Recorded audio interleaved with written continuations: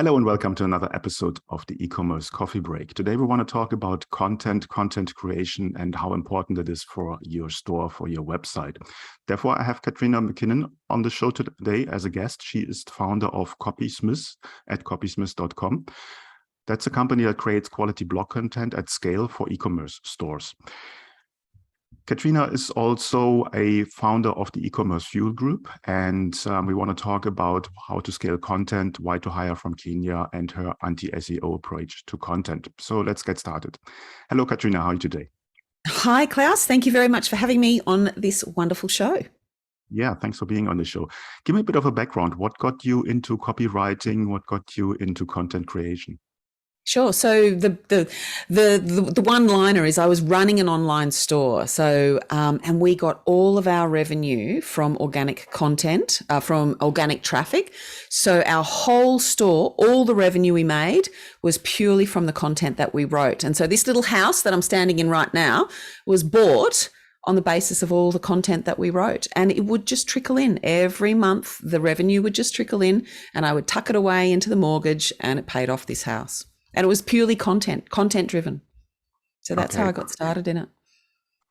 For a lot of store owners or entrepreneurs, business owners, content creation is a bit of a red flag. They see it as a time waster. It's taking them away from their main focus. Now, you said you were very successful with that. What do you think was the difference? What made the difference there? It was really creative. What we did was creative content. I think that you sort of said in the headline that we're a bit anti-SEO. We very much base all of our work on SEO principles, but we don't follow the usual pattern. So what we try to do is we try to create really creative responses to content. So for example, this store that I ran, it sold gazebos, and gazebos in Australia are those, it's the metal poles with the canvas canopy. It's not the wooden gazebo. And what we did was we made an article called 101 Ways to Gazebo. And it was literally 101 images of gazebos out in the wild being used in markets and fairs and all these sort of gatherings around the place. And they weren't necessarily our products, but that one article with 100 photos of how to use gazebos, we were able to dominate the main brand keywords in Australia for over 8 years with just that one article. And so the idea, and I know that sounds like amazing and sensational, but sometimes it really is thinking outside. Like it's trusting your gut with content and saying, well, what would I like to read? And so personally, I like to look at lots of photos. I'm a very visual person. I don't want to read, how to set up a gazebo, how to store a gazebo, how to clean a gazebo. Those articles are useful, but at the end of the day, people are just sort of scrolling around, having a coffee, as we are, having a coffee, and then they really just want to be entertained a lot of the time. So that was a real breakthrough moment for us. It's not so much, or you must follow all the SEO principles that Google asks you to, but not even Google likes SEO. So Google is constantly trying to stay ahead of all the SEOs who are following the algorithm and trying to beat the algorithm, and we don't. We just create content that gives people an experience. Okay, makes perfect sense. Now, obviously, a lot of tools are available, that AI tools that create content on a big scale. Quality is questionable there, and it's all to beat the algorithm. And as you said, people are not necessarily reading. They are just scanning text. They're looking for entertainment. When it comes to that, I know that a lot of copywriters, most of the time they use to work for a client is on research to get into the topic, to get the idea on what the client or what the audience needs. How do you approach that? We approach it by just doing common research in Google. So we just, all the questions that have ever been asked are always in Google anyway. And so we just do our research in Google. We often, with our clients, we get our clients to do a screencast. We ask our clients to do a screencast and they just talk through their product. They start on their product page. They just talk through on their product page. What are the features, the benefits? What's the unique value of their product? And then we give that to our writers and it creates a connection with our writers. The writers all say, oh my gosh, I just met Klaus. He's so nice. I saw him on the video and he talked about this and this and this.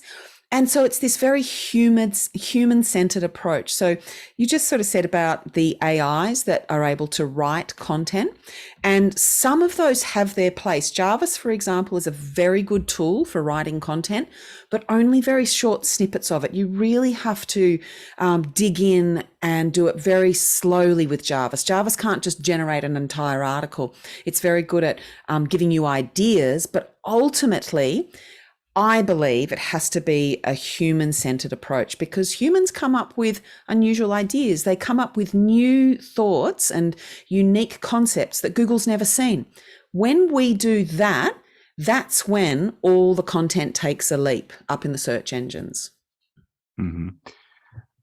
Talking about the time, or talking about features and benefits. A lot of e-commerce store owners, they love to talk about their features, and you see this on product detail pages, and the benefits are somewhere there, and actually it should be the other way around. The benefits lead the text. How do you get someone from blog content, from entertaining or educational content to a product detail page? Yeah. So again, it's all about following human nature. So some of the things that we do is, and it, as soon as I say these things, you'll just go, oh my gosh, it's such common sense. There's no tricks to it. There's nothing secret about it. It's literally, people like clicking on images. So what we tend to do in our blog content is we put a product photo in, but as we were talking about the features and benefits, we will literally write feature statements or benefit statements for the product around it. So let's say you've got a fountain pen. You might have a statement that says easy to clean, or you might sort of say, has a tough nib that will last for 5+ years. When you have a product image that has information added to it, people click on it. We've tested this. People click on images a lot more than they will click on a button. So a buy now button, they'll tend to click on an image. Another thing that we do to get people from a content piece, an educational piece, through to a product page is testimonials. People inherently like and trust reading about someone else's experience. And again, this taps into the emotion. And so when we add a testimonial, we always add testimonials. Little tip for the listeners is every 1,000 words of your blog article, add a testimonial, because Google is looking for social proof. Google's looking for social proof in your content. So when you add a testimonial, you can you can add a link on a couple of words, like maybe the feature of a product, and click that through to a product page. And again, because people are expecting to see more information about, whatever this benefit might be, they expect to then see that product page. One last one, and this is a funny little one that we found, was that tables. So we can always tell our content, because we always put tables in our content, because we've worked out that Google perceives a table as authority content. Whenever we place a link inside of a table, because it's already perceived by the reader as authority content, people click through. So people click through to those product pages. So when I think about my own behavior on the internet, I try to avoid the buy now buttons, and it doesn't matter. I've done all these tests. I heard you talking about this before in another show, was about the color of the buttons. In one of your, your little short snippet shows was about the color of the buttons, testing the color of the buttons. We've done all of that. We've tested the blue, the orange, the green, the red. The things that have worked for us have been the funny, silly little things, such as putting a link inside a table. Okay. Great tip there. Now, when it comes to scaling content, because Google wants to have new content, fresh content all the time. So you have to feed the monster, the machine. What's your tip there? So how often should an e-commerce store owner put out new content? Yeah, this is a hard one. Google literally says in its advanced blogger guidelines, write well and often, a frequently updated site. Those are the exact words that it says, and we've taken that to heart. So we tend to say, if you're a brand, it's so difficult, because it really depends on your budget and where you are in the stage of your store. Larger stores tend to order 50 articles from us, and then they will blog twice a week, 2 to 3 times a week. because they've got that momentum already in their stores. But newer stores who are just starting out, you've got to be so careful with your budget. You know, it's like every dollar counts. You have to be a very lean machine when you're starting out. And so we sort of tend to say to people, create evergreen content that will live forever, but only maybe publish 5 or 10 of those. And then just see how Google reacts to your store with that evergreen content. And exactly like you do with your content is you create little snippets from your larger, you know, you do these longer podcasts, but then you have these shorter snippets as well. Google doesn't mind the length of it as long as it's good quality and it's got some value in it. But short content's just as good as because it's evergreen advice. So I suppose it's, you know, I hate that sort of whole depends, but if you're a small store starting out, make some evergreen content about how to use your product. And if you're a larger store who's been going for a while and you've got 1 million visits a year, we tend to start doing things that we call fun, drunk auntie content, which is more sensational content that attracts a lot more traffic because that then gives you another bump. But once a week, twice a week, once a month is okay. But you have to remember that your competitors have probably got 200 articles that you've got to catch them at some point. Okay. No. How do you and your team at copysmith.com help your clients? What's the process? How long does it take to get going? So the process is pretty hands-off. We do everything from keyword research to the title writing, right through to writing, editing, all of that sort of stuff. And we even publish on the clients' websites. And we do custom graphics, all sorts of stuff. It's just this whole thing of, you know, for so long, I knew how hard it was to produce content. And that's the thing that happens to everyone. They try to produce their own content and then they usually just say, oh my gosh, this is so hard. You know, I can't get all the moving pieces together. And it is really hard. And so what we've tried to do is we've just tried to take that challenge off people's plates and we just take care of it for them. So it usually takes about a week to get started with us. The first articles generally arrive in the blog about 2 weeks later. We're not the fastest in the industry. We're certainly not the fastest. Some people have turnaround times of a few days. I would say we're on the slow side, but the quality that we produce is worth the wait, I hope. We're starting to see those results. The business is only quite new. It's only 2 years old. So we're now starting to see the results from those first clients really coming through and it's very promising. But yeah, so that's the sort of the typical process is you just reach out, chat to us. We're very friendly. And then it takes about a week or so to get started with us. Okay.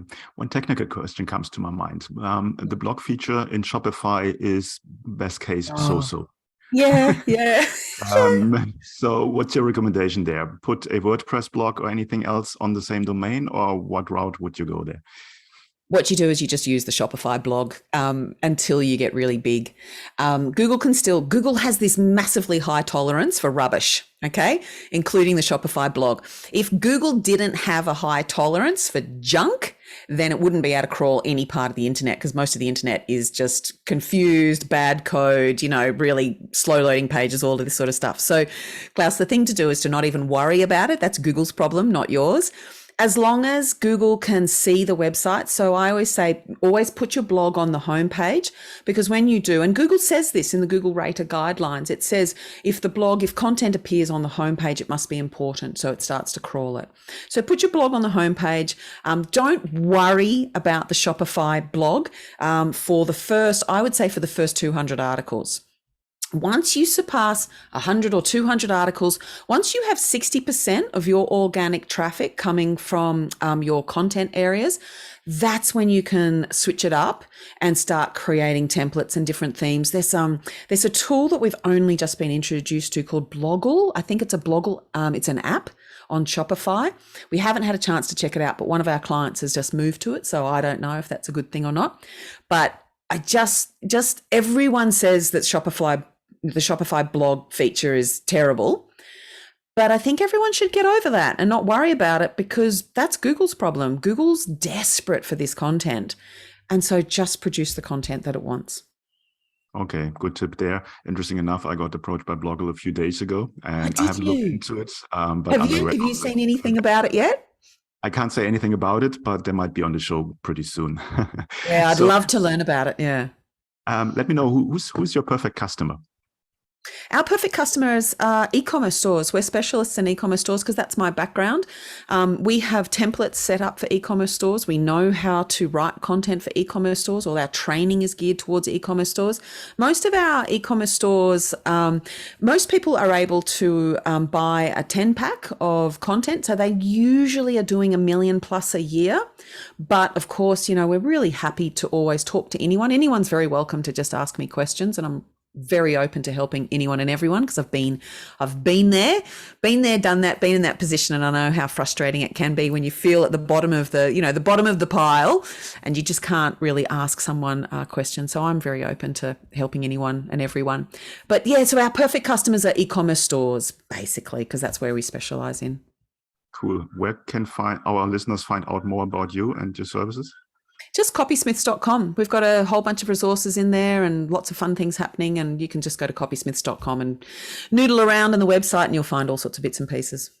Cool. I will put the link in the show notes so people can find you quite easily. Cool, Thanks. Katrina. Thanks so much. That was very insightful. I think there was a lot of golden nuggets in there for store owners about content and how to create content. And looking forward to see how you grow as a company. Thanks, Klaus. Thanks so much for having me. Thanks so much. Talk soon. Bye-bye.